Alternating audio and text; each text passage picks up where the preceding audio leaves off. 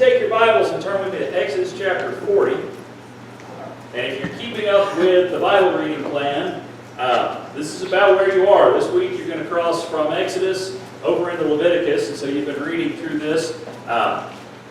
We're about halfway through getting through the Pentateuch, reading these first 5 books of the Bible, and so we want to look at Exodus 40 for a minute.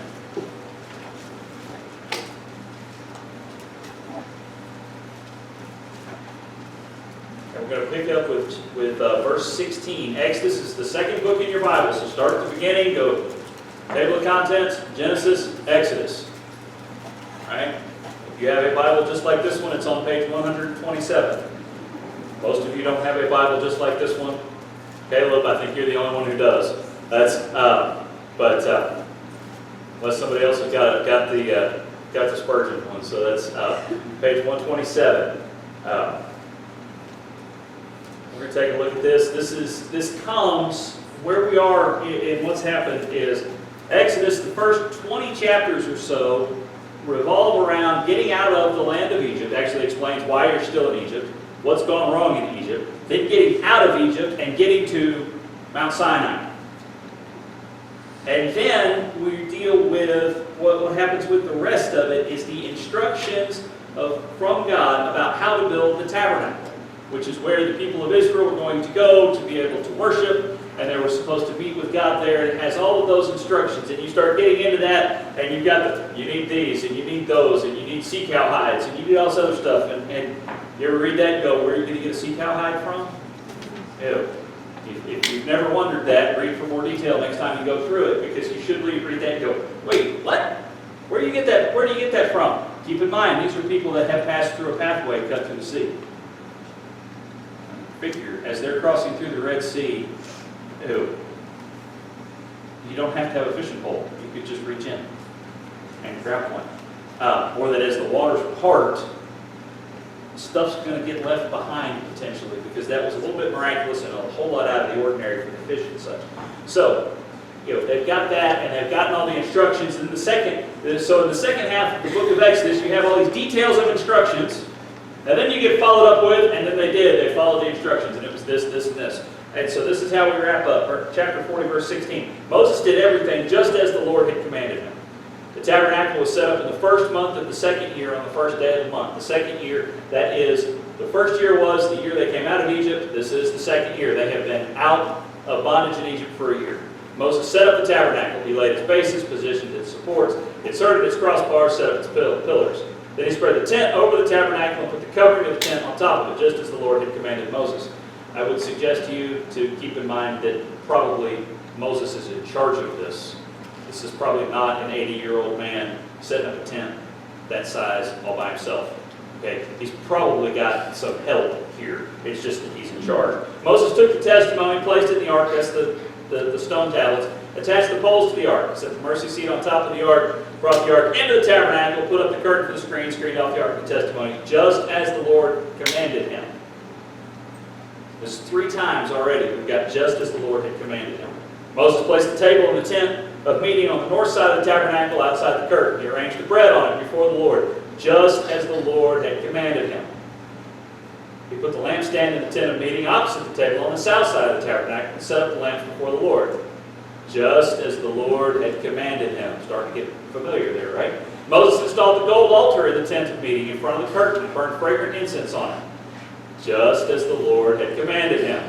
He put up the screen at the entrance to the tabernacle. He placed the altar of burnt offering at the entrance to the tabernacle, the tent of meeting, and offered the burnt offering and the grain offering on it, just as the Lord had commanded him. He set the basin between the tent of meeting and the altar and put water in it for washing. Moses, Aaron, and his sons washed their hands and feet from it. They washed whenever they came to the tent of meeting and approached the altar, just as the Lord had commanded Moses. Not him this time, because other people are now doing what God had also commanded Moses. Next, Moses set up the surrounding courtyard for the tabernacle and the altar and hung a screen for the gate of the courtyard. So Moses finished the work. And so we've got all these details. There's a whole lot more detail if you go back and read the last 15 chapters. You get a whole lot more of the details of exactly what the beams, the cross beams, the covering, the tent, all the stuff it looks like. What does the tent, what does the table look like, the showbread, all that stuff. What does all of this look like? What are the component parts? But there were a lot of details involved here. A lot of specific things that had to be done, a lot of order and structure that had to be followed, and it would have been very, very easy. And in fact, you'll find when you get into Leviticus and Numbers, you see Nadab and Abihu, for example, two of Aaron's sons, who decide that the details and the instructions that God had given aren't really that important. They decide to do it their own way, and God strikes them dead. In 2 Samuel, you see the same thing with a guy named Uzzah, who thinks that the way that God said something should be done doesn't really matter. God strikes him dead. This is serious business. And we tend to spend a lot of time focused on the fact that it's serious business because of the negative consequences if we don't do it. Same thing happens when we talk about the Lord's Supper. Because we go to 1 Corinthians and we talk about, because you people aren't taking this seriously, you're not examining yourself, you're coming with unconfessed, unrepentant sin in your hearts, and therefore God has stricken some of you with illness and laid some of you out stone cold dead, and we focus on the negative part of it, but I want us to get the rest of this. Then the cloud covered the tent of meeting, and the glory of the Lord filled the tabernacle. Moses was unable to enter the tent of meeting because the cloud rested on it, and the glory of the Lord filled the tabernacle. There's two ways to approach looking at living a holy and righteous life. The first way, and we kind of glanced off of this morning, is the fear of negative consequences. The fear that something bad will happen if we don't obey. And that's a legitimate concern. Okay? You get your car to drive home, and there is a law that says at the little red octagonal sign, you're supposed to come to a complete stop. Complete. There could be negative consequences if you don't do that. Okay? Because Saline County Sheriff's deputies sitting there and turn on little blue lights, and they ask you to make a contribution to the Saline County Justice Fund. Okay? There are negative consequences for that. The reason that there's that negative consequence is because the other negative consequence is even worse. It's the one that, it's where you don't come to a complete stop, but you didn't notice that there was somebody coming around that curve, not heeding the white rectangular sign that says, this is how fast you're supposed to go. And next thing you know, you're in a car accident. And you may have insurance that fixes your car, but it's still massively inconvenient. So negative consequences do have their place. But a lot of times in church, we end up fixated only on that. Well, if you don't do this, then God's going to strike you. And we end up making this sense and getting this feeling that it's either follow the rules or get hit with a stick. Now, fortunately, Jim made his way back down. I appreciate Jim Purvis coming up with some sound stuff during music, during worship team practice. But he's hobbling, he's got a knee bug in him, and so he was having to hobble on a walking stick. And I was trusting Jacob to have the wisdom not to smart off to Jim when Jim had a big stick. And I think he knew not to, because there's a negative consequence there. Whack. And we tend to think of God the same way. Ooh, wait a minute, if we set a foot wrong, whack. Negative consequences. It's not really a joyful point of service, is it? To think of God as the prison warden of the church. What I want you to see is that Moses sets up and follows all of the instructions. And because of that, the presence of God becomes so real and so evident among the people of Israel that it's overwhelming even to the man who has been in meetings with God to the point that his face glows in the dark. Okay? You crank it back about 6 chapters and you find that description of the fact that Moses has been so close to God and carries the glory of God on his face to the point that they hand him a hood and say, put this on, we can't stand it, we can't look at you. But through the obedience of the people, the presence of God becomes so manifest that not even that guy can walk into the tabernacle and be in the presence of God. And he's been in the presence of God, but God is so much more evidently there that Moses can't stand it. I don't know about y'all, but that sounds to me like about the most positive thing that we could ever encounter in our personal lives, in our life as a church, in your lives and your families, and things that we do, would be to have God so evidently present that there's no mistaking who it is. There's no mistaking what's happening. And there's nobody who's holy enough to walk into it without some form of special grace from God. And instead, we all stand at a distance and worship because of what we see and how we acknowledge and see that.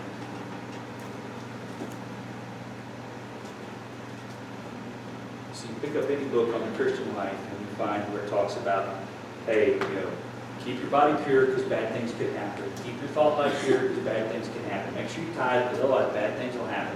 And we really end up with this picture not of God, but of the Godfather who's made us an offer we can't refuse. Sorry, I didn't put cotton balls in my mouth to actually get the Brando accent right. But that's the image that we get, is that God is just sitting there waiting for you to do something wrong. He's going to zap you the instant that you do. And we miss the idea that if we will actually actively, positively do that which is right, instead of avoiding that which is wrong, which is important. But if you spend all your time doing what's right, you don't have any space in your life to do what's wrong anyway. If you spend your time loving the lost, caring about people, doing your best to encourage folks to follow Jesus, you don't have time to go into bank robbery. Okay? I mean, really, truly. If all of your effort and energy is put into loving the people around you, you're not going to go out and willfully commit murder, not even commit murder in your heart by hating somebody. Husbands and wives, if you are so passionately bent on loving your spouse, lust for somebody else is not going to be able to creep in there and cause you to commit adultery. You see, this is one of those spots where a nice big children's sermon type visual image would just be a great thing, but I left my big jug at home. And it's simply this: if we're going to see ourselves do that which is right, let it crowd out. See, you can fill up, the glass is going to be full of something. If you'd like to get all the air out of the glass, there's a real easy way to do it: fill it with water. So you pose that question to a room full of seminary students, and sometimes you pose it to a room full of people, students in general, and we overthink it. You put a glass in front of somebody, take somebody's coffee mug, take mine. You've got the patience for that. Take a nice clear glass and set it in front of a room full of people and say, how do we get the air out of this? And then you start, you put a seal over it, you get a vacuum pump, or maybe you do this, you do that. A real simple solution is you walk up and pour water in, it forces all the air out. We tend to try to let fear chase out negativity, but that's like putting a fan in something and say, at least it changes the air. It doesn't get stagnant. It'll fill our lives up with the positive thought of seeking the presence of God. Is what I'm doing something that will invite and encourage me, invite the presence of God into my life and encourage me to see the work of God in my life? Or is it something that blinds me to that? Is it something that I'm involved in? That God would say, I'm with you in all places, but realize I'm not really happy to be here. Same thing for us as a church. But the things that we do, things that invite and encourage us to notice and see and embrace the presence of God. Or are they things that the Lord says, I'm here, but you make me feel like I should stay in the parking lot?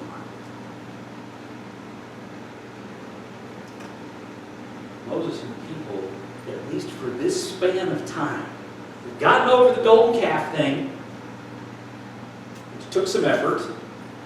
They've gotten past some of their whining and complaining, and they'll come back to to whining and complaining in a little while, because that's kind of what you get. But for a time, they've been focused on obedience and doing that which God's called to do. You go back into the book of Exodus, and there's this list of the offerings. It's like, well, we need this to build the tabernacle and to build the stuff that God's told us to build. And they put the call out, we need this. And finally, they have to put the notice out, stop bringing stuff we don't need anymore. Monetary gifts. We don't need any more volunteers. We don't need anybody else to bring any more sea cow hides. We're done here. We have everything that we need. You know, when's the last time that the finance committee stood up in a church business meeting and said, hey, we got everything we need? When's the last time that any of our segments of ministry within the church stood up and said, hey, we've got all the volunteers that we need?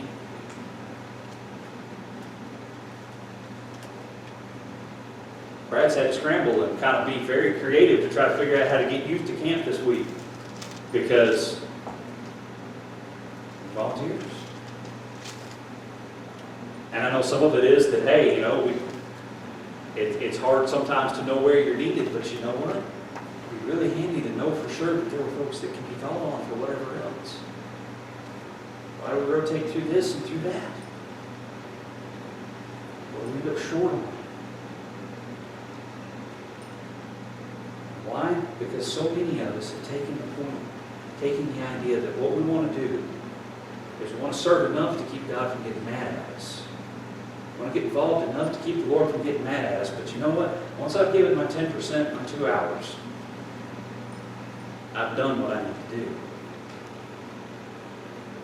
But understand that the tithe is a starting point. Tithe is not a finishing point. And 2 hours of Sunday school and church, that's your time to gather and learn, but that's not all your time of serving the Lord. Realize that God owns it all. 100% of your physical resources, 100% of the hours that you have in the week. And that's true not just of the pastor, not just of the deacons, but of every last one of us. When you go to work tomorrow, God owns that time. And He may be lending you out to the state government or to somebody, you know, to Arkansas Specialty Orthopedics or whatever they're called these days, or Ortho Arkansas now. Anyway, you know, He may be loaning you out to somebody else, but you're there to serve Him through your work. God owns it all. But we tend to ask this question, what's the minimum I can get away with? What's the closest I can get to the line? And it'll still be okay. How tight can I shave this? And it'll still be all right in God's eyes, such that He doesn't take the stick and crack me. And then, after a few months of that, maybe even a few years, we then look around and say, why don't we see the presence of God in our lives? What happened to the days when we saw this? What happened to the days when I picked up my Bible, every time I turned the page, I saw something amazing from God? And now, you know, I picked it up and I dusted it off. Now, some of you got so many Bibles that occasionally you are going to pick one up and dust it off, even if you read one every day. Okay? I mean, that's some of you are like that, right? I'm not the only one. But you dust it off. Well, Lord, speak to me, and I just don't find anything. We'll see where they got that from. Well, I come to Sunday school, but I just don't get anything out of it. Because we're given the bare minimum we can give of our hearts and of our commitment and of our dedication. And then we wonder why it is that the cloud doesn't descend, why it is that the Lord is not present, why the Lord is not evident. The sad thing that comes from it is that we don't even notice this last part of Exodus. The Israelites set out whenever the cloud was taken up from the tabernacle throughout all the stages of their journey. If the cloud was not taken up, they did not set out until the day it was taken up. And the cloud of the Lord was over the tabernacle by day, and There was a fire inside the cloud by night, visible to the entire house of Israel throughout all the stages of the return. We don't even notice sometimes if the Lord has moved on. We don't see the presence of God and realize it's visible to all the house of Israel. The best guess on that right now, if you want to start playing with numbers, is that that's somewhere around 2 to 2.5 million people. Okay? If the book of Numbers is accurate, and you want to argue that, call the Lord, don't argue with me. 600,000 fighting men. Okay? That's men of age from Jake to Doug. That's the age gap there, from around 18 to around 50. Okay? So that doesn't even include, that doesn't include Desmond or James. It doesn't include them. They're outside of that age range too. And ladies, it doesn't include a single one of them. Okay? Because y'all, God didn't set up armies for you to fight. Okay? It's just not the way it's supposed to happen. Father Christmas got that right in Chronicle, in The Lion, the Witch, and the Wardrobe. Battles are ugly things when women fight. So, that's just, not that they're pretty things when they don't, but it's worse. God made us different for a reason.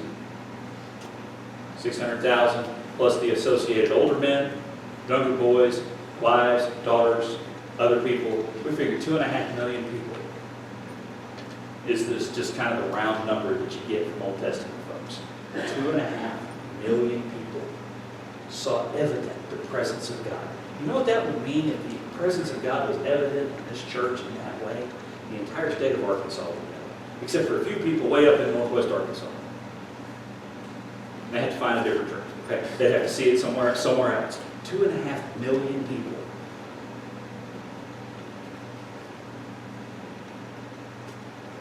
Could see the evidence of the glory of God.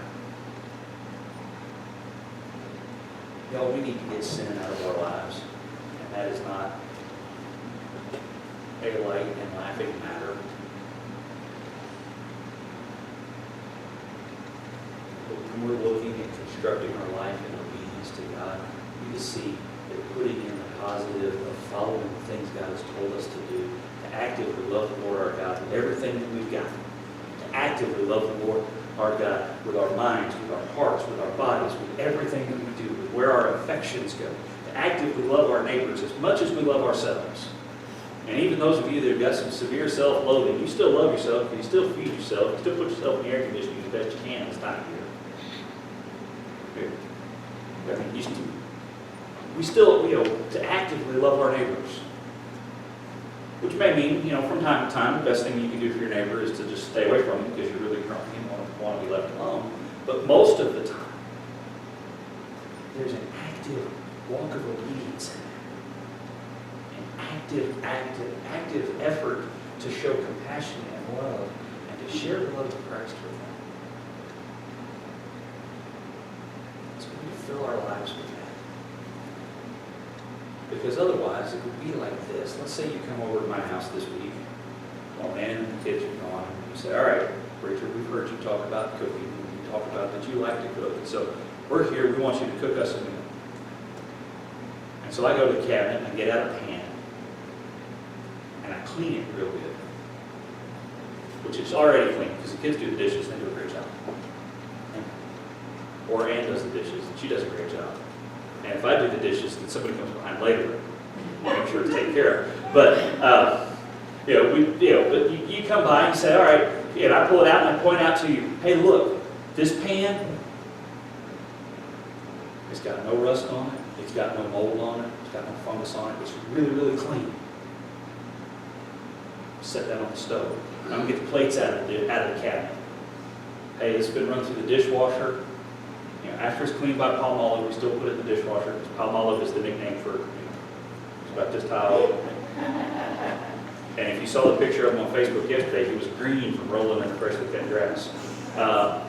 But that's fading away. That's Cookie the Golden Loud. Because when you put a plate with spaghetti sauce on it in front of him, it comes back completely looking clean. It goes in the dishwasher. I pull out the plates. Look, they're clean. Well, you can run back to the dishwasher if you want to. Here's a really clean glass. See, I've cleaned all the sin out of the meal that I'm going to set before you. Look, here's fresh bread, just bought today from Harvest Foods. No more. Fresh, you. We're just going to leave it in its bag. Here's all this stuff. Here's all this fresh food. We're just going to leave it sitting right there. It's not much for the meal. You can clean it of all the sin, of all the things that could possibly go wrong, and possibly are wrong. There's no nourishment. There's no joy.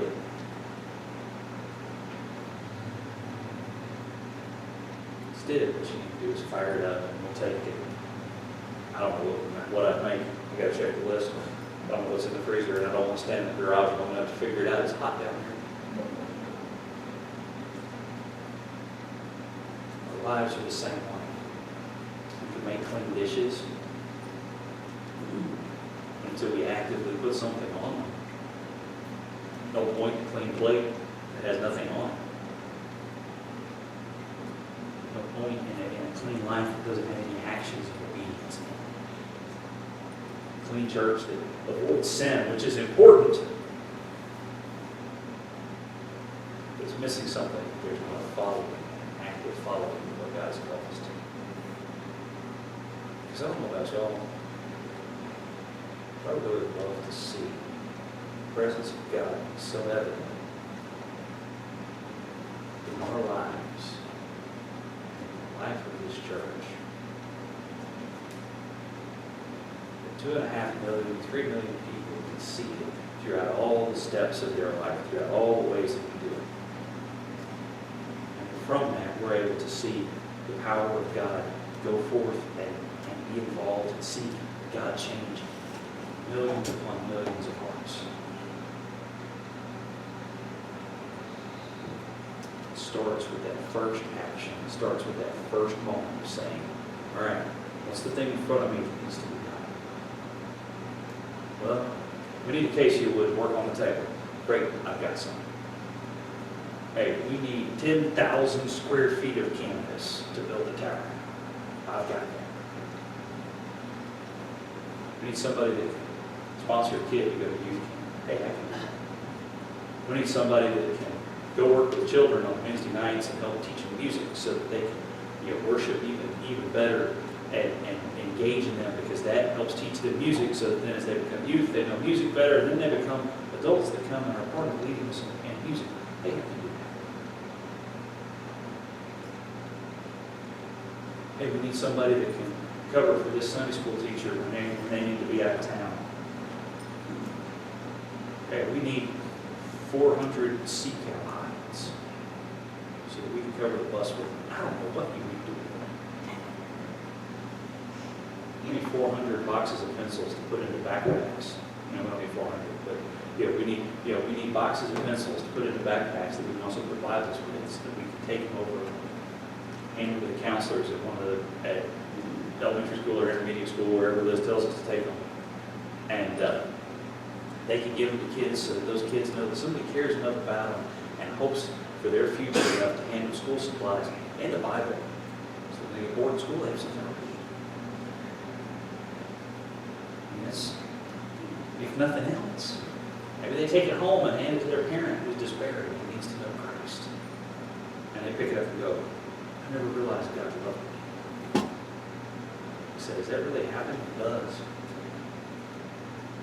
Not the time we have Gideon's people come in here and talk about the power of the Word of God, and about how they leave Bibles in doctor's offices and in hotels, and just eventually somebody picks them up and reads them and comes to know Christ.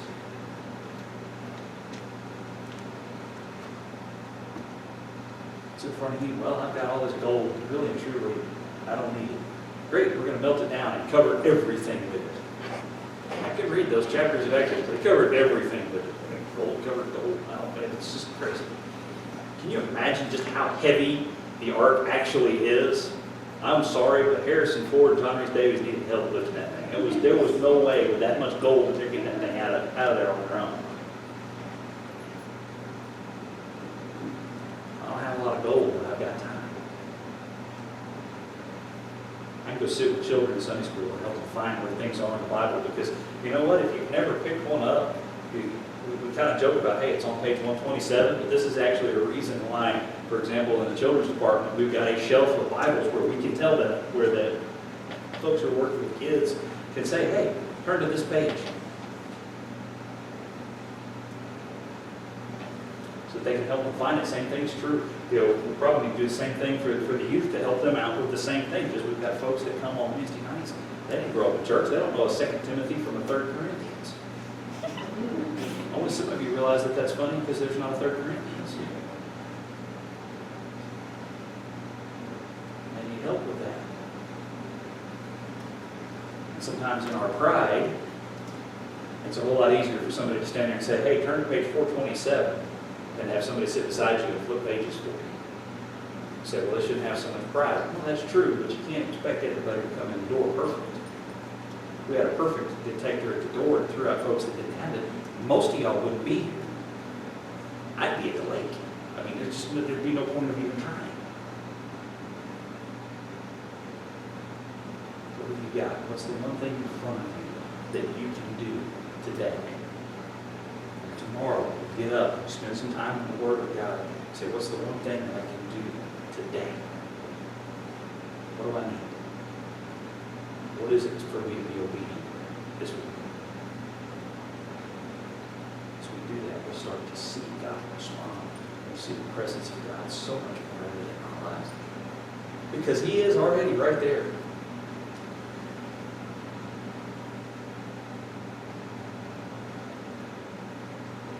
It's just like the way I became with my hearing when I used to work for UPS, worked in a big, mechanized assembly, or not assembly, but distribution center. With all kinds of noise. We're talking, stuff that, y'all sometimes may think it gets loud in here. It's never as loud in here as the average day of work was. Those of you that ever worked in a factory know what that type of thing is like. It's just a constant boom. Go visit Doug Head at the shop when he's running the press.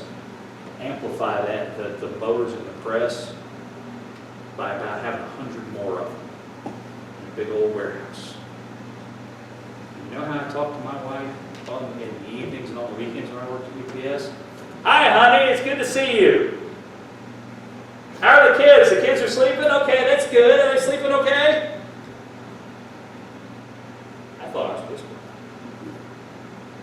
Because I had become deaf to the little minute things. I slept through kids screaming and crying in the night, not because I was being a lazy father, but because I couldn't hear. It took about 9 months after I left that job for my hearing to get back to what it is, and it's still not great. Okay, if you walk up behind me on this side, don't assume that I heard what you said. In fact, you should assume that I didn't hear what you said. So if the building is on fire, get in front of me and tell me. Don't come up behind me and say, hey, the building's on fire, and then leave. Okay? Because I won't know until the smoke detectors go off. So often we've gotten that way about the presence of God. But so much other noise come around. But when God speaks plainly and clearly, we still don't hear it. See, that was the other thing. People I loved could say things to me, but they'd say them in a normal voice, and I'd have to repeat yourself. What'd you say? Say that again. That's tough on kids who are trying to learn to talk. Because they were really little at the time. Let's not be so deaf and blind to the presence of God that we miss. Because we've allowed so much noise to come in. Let's be actively obedient to see the good things that God has done. Let's pray together. Father, we thank you for this day.